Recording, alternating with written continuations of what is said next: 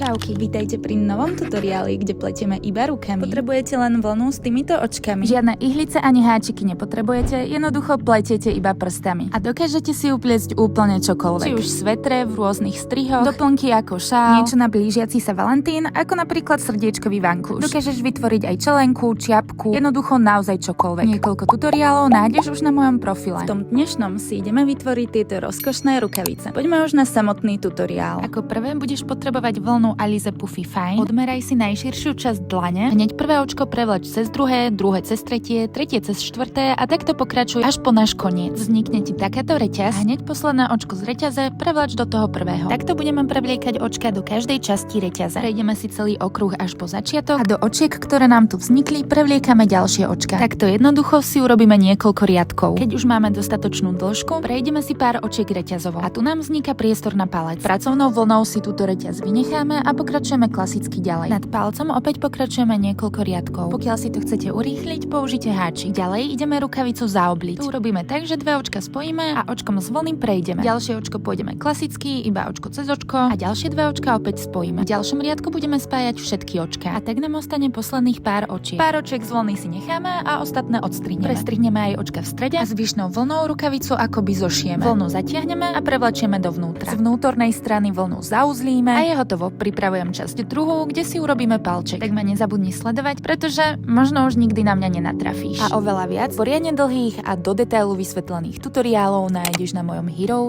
Nájdeš tam už aj celý tutoriál na tieto rukavičky a mnoho ďalšieho. A ja sa budem tešiť na tvoje výsledky. Bye!